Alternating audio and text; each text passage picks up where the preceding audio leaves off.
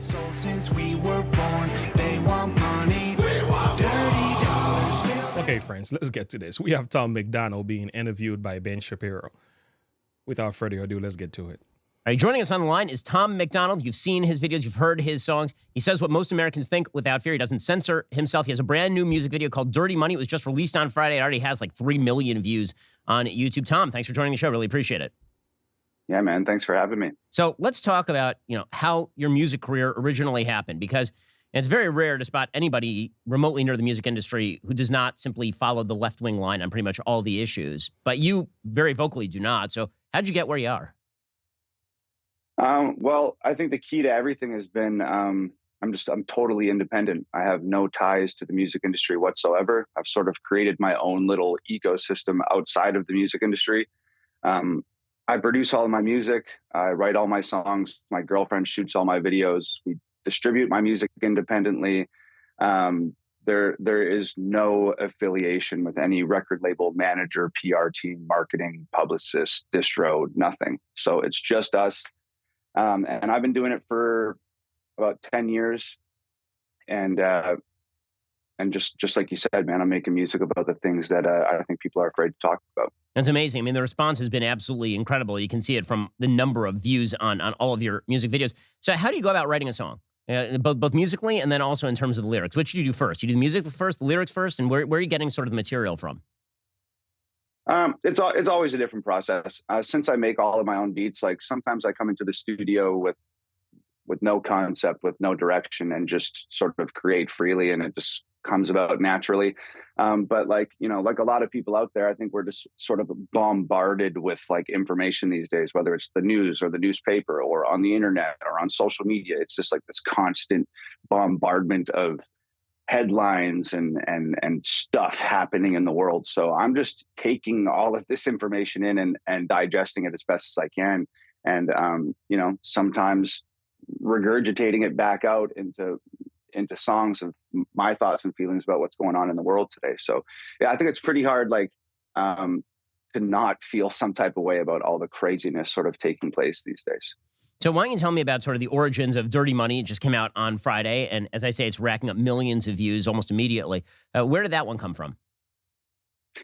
I've always just been sort of interested in politics and sort of the inner workings of things. And, I'm not like a political scientist. I'm not super well versed in a lot of the stuff that's going on. But I think where I can connect with people is that I'm just like a regular person. And I'm getting all the same information that all the other regular people are. I'm just fortunate enough to have a platform and have the skill to make music. And it's just a great forum for me to sort of like speak the things that I'm thinking. So when I watch the news or I read the paper or I read articles online, I just have a great venue to sort of just speak my mind. So, and I do that from like a regular person's perspective, which is why I think I connect with people like so well. So, and dirty. Sorry, go ahead. Yeah, dirty money is just a reflection of like a lot of the things going on right now, and I think especially in America, speaking of money, like financially and economically, I think that we're in a real hard place right now. So, I wrote this song 6 months ago. It just happened to be the right time for it now. 6 months ago, Dirty Money. I did do a reaction video to Dirty Money with Darth Vader. I give it a second thought. I actually listened to it again. I think my reaction with Darth Vader, I had some likes and dislikes, and I have that about every single artist and every single song. However, I realized Dirty Money was much deeper than that. Tom McDonald was a lot more accurate than I thought at first. So if you guys would like to see another reaction of Dirty Money coming from this channel, let me know. If 10 people say it's Dirty Money in the comment below, that will be my next reaction of Tom McDonald. I did one with Darth Vader, but I would like to do one myself when I go deeper into my now current understanding of the depths of his message. Anyway, let's keep going.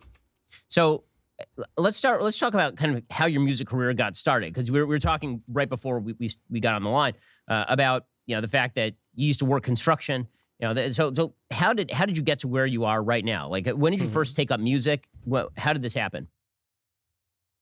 Well, I was a professional wrestler for many, many years, like the WWE style stuff. And that sort of chapter of my life came to a close. Just like there's a lot of internal politics in wrestling and accumulated injuries, so I had to get out of that business. And I'd always been sort of writing poetry and writing rock songs. Didn't have the voice. It wasn't a Robert Plant, Joe Cocker vocalist. But I still needed an outlet, and I had been writing music. So rap and hip hop just was sort of the natural direction for somebody that didn't have a big rock star frontman voice. So got into rap and hip hop, made the exact same music as everybody else for many years, probably 6 or 7 years. Everything was about cars and clothes and money and girls and partying and all that stuff.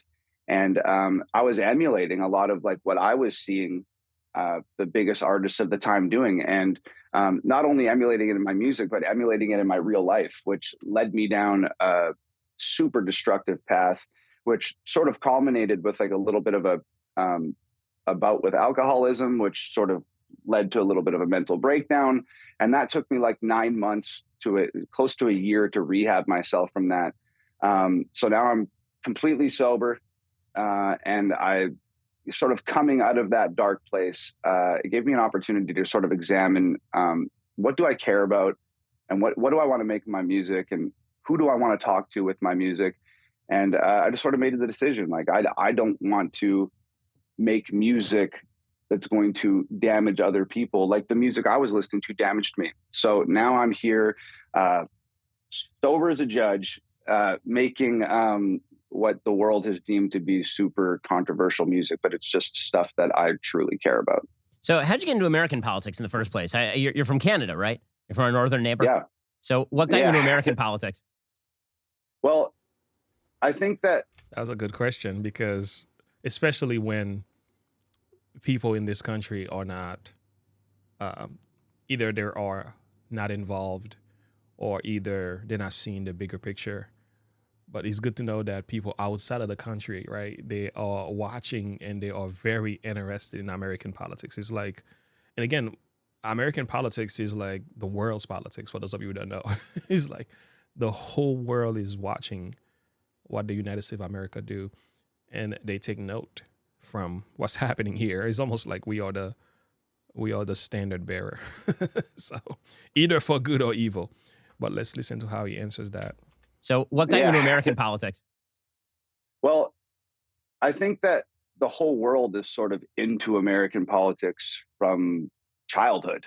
Even like growing up in Canada, like my dad and my grandfather were always like really into politics. So I'd sit around and watch TV with them and listen to them talking. And it's really crazy. Like even back then when I was a kid, they were talking about China and sort of warning me about, hey man, China's going to be a big deal one day. You need to pay attention to this stuff. And here we are today. And it's just like a little bit of a deja vu. But so you kind of absorb a lot of that just coming up in Canada. American politics are sort of spotlighted globally, I think. And then moving to America like 8 or 9 years ago now, it was a little bit of a culture shock.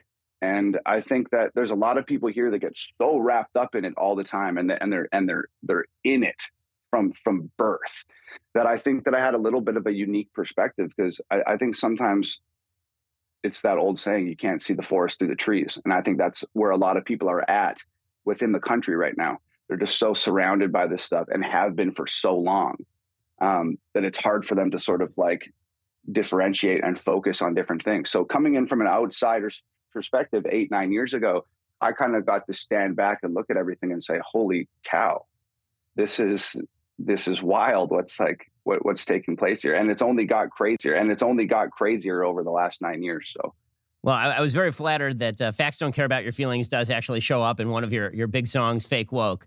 I don't know. Hey man, I've been called the Ben Shapiro of rap many times. Well, I mean, speaking of that, I've been called The Ben Shapiro rap. I never heard that before.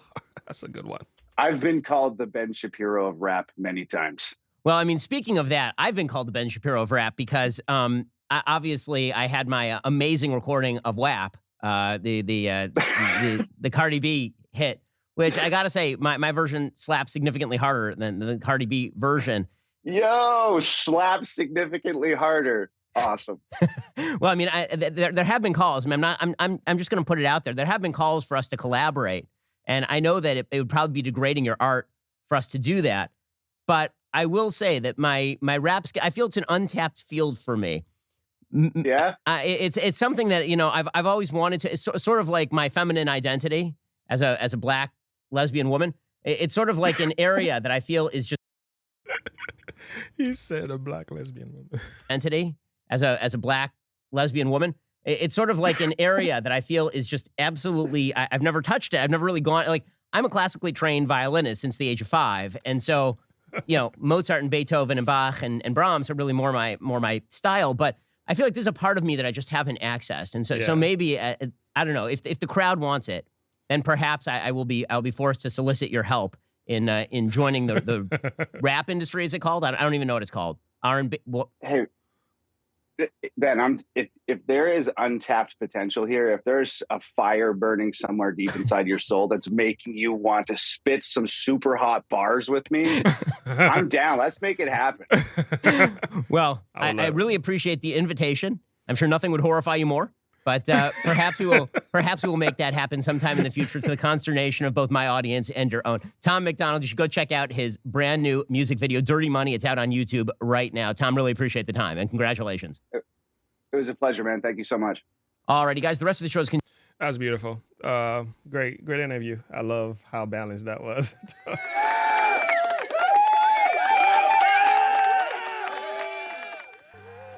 If you were to ask me, I will say Tom MacDonald is certainly a force for good.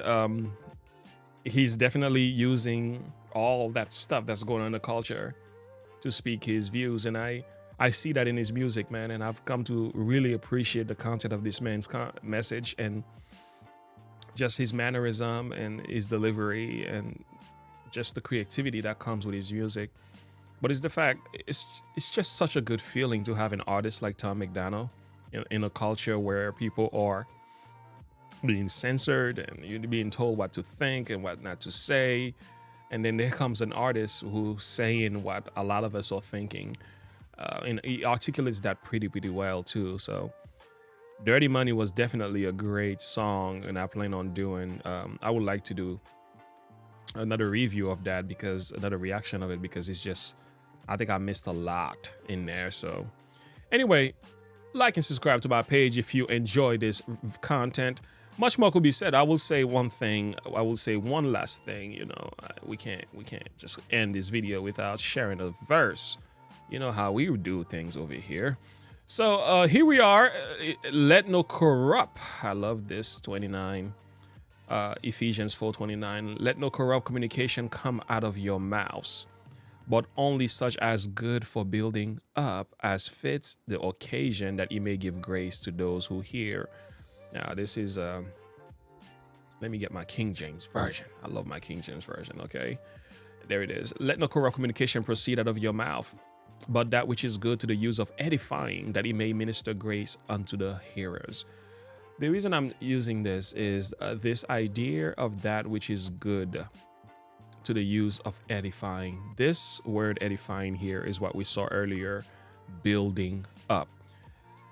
So the scripture is saying, use your words to build people up. Don't speak corrupt words. Speak words that will edify, that will lift people up. Tom MacDonald has mastered that. He has mastered it and done it so well. And this is why he's got such a strong fan base. And this is why people listen to him, because he's saying what many people are not saying. He's building a lot of people up. When you sing to the song Fighter, Castle, Church, I mean, even withdrawals, people with all kind of addiction issues. He doesn't just talk about politics. He's not just a politically incorrect type of rapper, but he does address mental health problems. He does talk about situation, even love. You know, the song Ghosts with Nova, Tom MacDonald mixed it up, man. So all that and more is what makes him a very special artist. So tell me, what do you love about Tom MacDonald the very most? What do you love about him the most?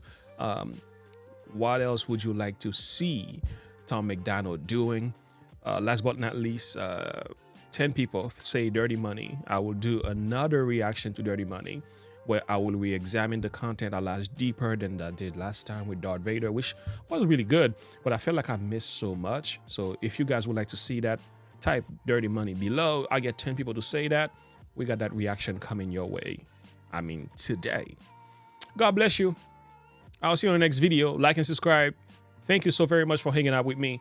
Set your eyes on him who is the author and the finisher of our faith. Have a good one. Bye.